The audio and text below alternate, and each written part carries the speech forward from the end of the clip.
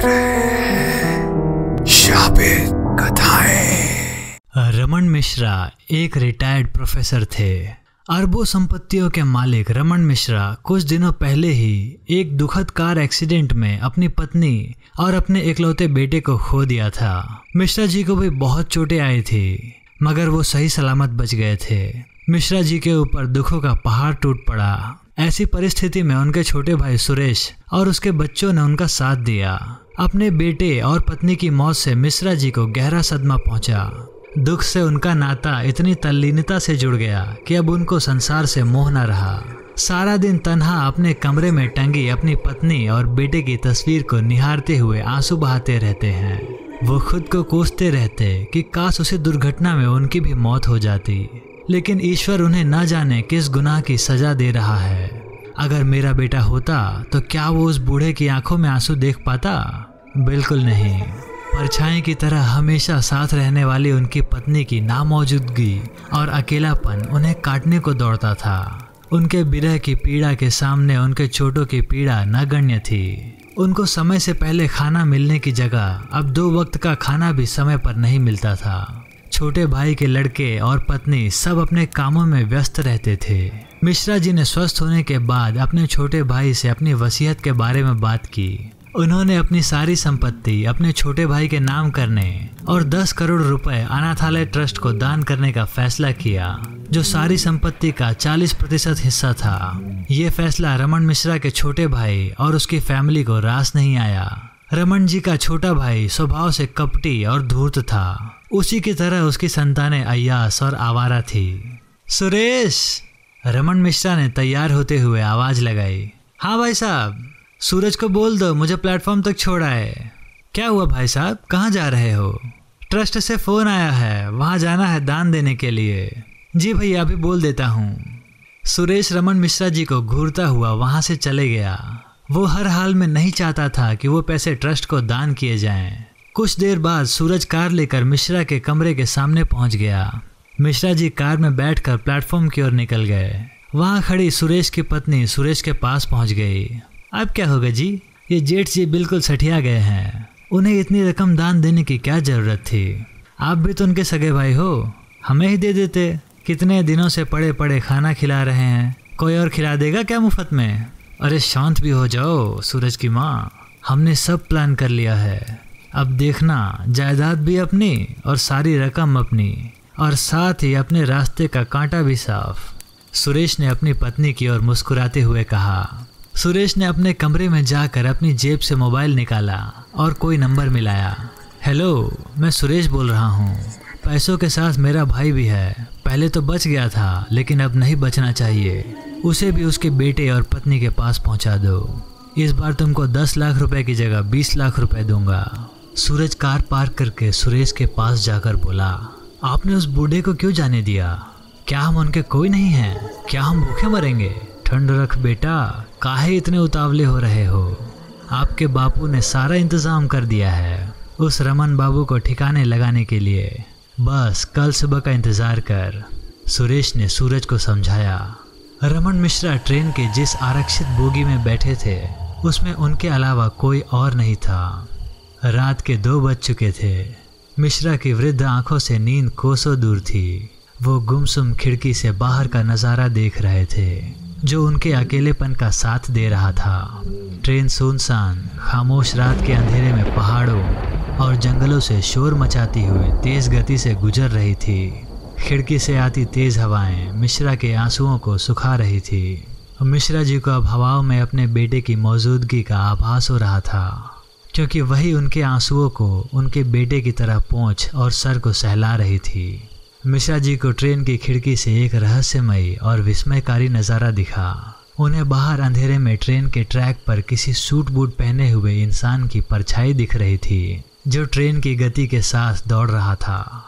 वो परछाई मिश्रा की बोगी के गेट के पास दिखाई दे रही थी। मिश्रा जी के लिए ये असंभव और सोच से परे था। उन्होंने इसे अपना भ्रम समझा और इसका कारण अपने विषाद और तनाव को समझा। लेकिन यह गतिविधि कुछ सेकंड की ना होकर कई मिनटों तक जारी रही। अब मिश्रा जी के जहन में खौफ की लहर दौड़ गई। उनके शरीर में सिहरन दौड़ गई और उनके रोंगटे खड़े हो गए थे। तभी ट्रेन टनल में दाखिल हो गई। ट्रेन की तेज आवाज की टनल की प्रतिध्वनि की वजह से बहुत शोर उत्पन्न कर रही थी। रमन मिश्रा का दिल जोरों से धड़क रहा था। तभी बोगी के ऊपर किसी चीज के गिरने की आवाज आई, जैसे कोई बोगी के ऊपर गिरा या फिर कूदा हो। मिश्रा को कुछ समझ में नहीं आ रहा था।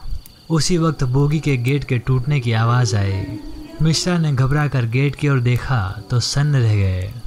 वहाँ कोई काला सूट बूट पहने कोई अजनबी व्यक्ति आहिस्ता आहिस्ता बिना बोले उनकी ओर आ रहा है। ऐसा खौफनाक मंजर देखकर मिश्रा के पसीने छूट गए। उनको समझते हुए देर नहीं लगी कि ये कोई लुटेरा है जो उनके पैसे लूटने आया है। मिश्रा ने अपने ब्रीफ केस की ओर देखा और उसे उठाकर अपनी गोद में छिपा लिया।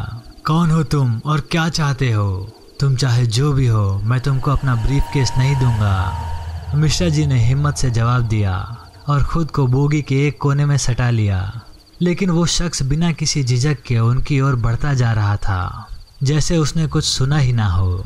उसी पल 3 नकाबपोश हथियारों से लैस उस बोगी में दाखिल हुए जो लुटेरे थे। दोनों अपने हाथ ऊपर कर लो और अगर अपनी जान प्यारी है तो तुम्हारे पास जो भी है मुझे सौंप दो। तीनों ने अपनी बंदूकें मिश्रा की ओर की और उस अजनबी व्यक्ति की ओर भी तान दी। अब लुटेरे ने मिश्रा के सर पर जोरदार प्रहार किया और उनका ब्रीफ केस छीन लिया।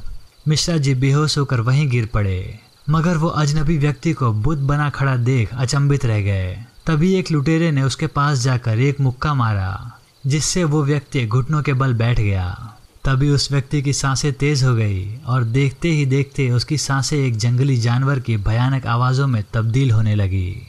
ऐसे डरावने दृश्य को देखकर तीनों लुटेरों ने उस व्यक्ति पर अंधाधुंध गोलीबारी शुरू कर दी, मगर ये सब उस व्यक्ति पर बेअसर थी। वो कोई इंसान नहीं बल्कि एक खौफनाक चेहरे वाला खून का प्यासा दरिंदा था। कुछ सेकंड की गोलीबारी करने के बाद एक लुटेरे ने उस दरिंदे के पीठ पर चाकू से हमला किया, लेकिन वो हमला भी बेअसर रहा। तभी वो दरिंदा अचानक मुड़ा और एक भयानक आवाज निकालते हुए अपने खूनी पंजों से लुटेरे की गर्दन पकड़कर उसे हवा में उठा लेता है। कुछ देर तक तड़पने के बाद वो लुटेरा हमेशा के लिए शांत हो गया। उसकी गर्दन से दरिंदे के खूनी नाखूनों के घुसने की वजह से ढेर सारा खून नीचे जमा हो चुका था। उस दरिंदे ने उस लुटेरे को दूर फेंक दिया और घुटनों के बल बैठकर खून को बेतहाशा चाटने लगा, जैसे कोई जानवर कई दिनों से प्यासा हो। तभी दूसरे ने उस पर फिर से फायर करना चालू कर दिया, लेकिन दरिंदे ने उसे भी धक्का दिया, जिससे वो दूर जा गिरा। दरिंदे ने उसे भी अपना शिकार बना लिया और उसका चीड़ फाड़ कर उसका भी खून पी लिया।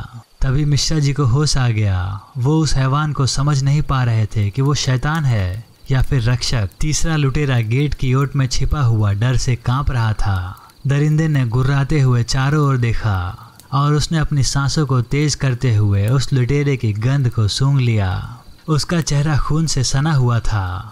उसके चेहरे से घृणित और दुर्गंध युक्त द्रव टपक रहा था। जैसे ही वो गेट के पास पहुंचा तो लुटेरे ने उसके चेहरे पर चाकू से वार किया। चाकू उसकी आंख में घुस गया था, लेकिन उस दरिंदे को उससे कोई असर नहीं पड़ा। उसने चाकू निकाल कर फेंक दिया और गुस्से से लुटेरे को पकड़ लिया।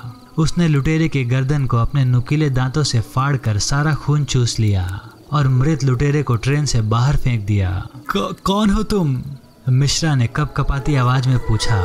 उस दरिंदे ने मिश्रा जी की ओर देखा और गुर्राते हुए उनकी ओर बढ़ा और मिश्रा के पास जाकर एक छलांग लगा दी। मिश्रा जी की खौफ के मारे आंखें बंद हो गई थी। मिश्रा जी के कानों में कांच टूटने की आवाज़ आई तो उन्होंने अपनी आंखें खोलकर देखा तो कोई भी नहीं था। वो हैवान इमरजेंसी खिड़की से बाहर जा चुका था। आखिरकार वो कौन था जिसने उनकी जान बचाई? ये सवाल मिश्रा जी के दिमाग में घूमने लगा था। अगली सुबह रमन मिश्रा जी को महसूस हुआ कि कोई उनके सर पर हाथ फेर रहा है। उन्होंने आंखें खोलकर देखा वो अपने कमरे में बेड पर है और उनका बेटा सरस उनका सिर सहला रहा है। ये देख रमन मिश्रा तुरंत उठकर बैठ गए और सरस को गले से लगाकर रोने लगे। बेटा, कहाँ थे इतने दिनों से अपने पापा से दूर? कितना रोया मैं तुम्हारी और तुम्हारी माँ की याद में। सब ने मुझे अकेला कर दिया था। सब बोलते हैं कि तू एक्सीडेंट में मर गया है। रमन मिश्रा को इतनी खुशी हुई कि उन्होंने सरस पर सवालों की झड़ी लगा दी। पिताजी सुनिए ना, मैं अब आपका बेटा सरस नहीं रहा। सब लोग सही कहते हैं कि मैं मर चुका हूँ।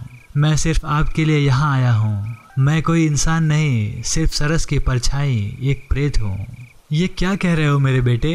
हाँ पिताजी, ये सच है। मैं आपको सच बताने आया हूँ। मुझे किसने मारा? क्या? किसी ने नहीं मारा तुझे। तू तो उस दिन कार एक्सीडेंट में मर गया था, और तेरी माँ भी। नहीं, मैं बच भी गया था उस दिन। मुझे याद है, जब मैं सड़क पर पड़ा लहूलुहान तड़प रहा था, तो सुरेश चाचा ने मुझे बचाने की जगह मुझे मरने के लिए छोड़ दिया था।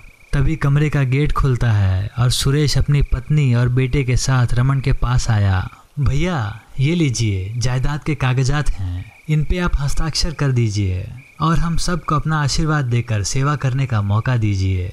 सुरेश ने जायदाद के कागजात और पेन रमन की ओर बढ़ाते हुए कहा, सुरेश, मुझे इतना बेवकूफ़ मत समझ। मैंने तुझे अपना छोटा भाई समझा, सब कुछ तेरे नाम कर दिया, और तूने मेरा बेटा मुझसे छीन लिया। हत्यारे, नालायक, तुझे एक कौड़ी भी नहीं दूंगा। चले जा मेरी आंखों के सामने से। इतना कहकर रमन मिश्रा ने सारे कागजात फाड़ दिए। ये देख सुरेश और सूरज आग बबूला हो गए। तभी गुस्से में आकर सुरेश ने पिस्तौल निकाली और रमन के सर पर तान दी।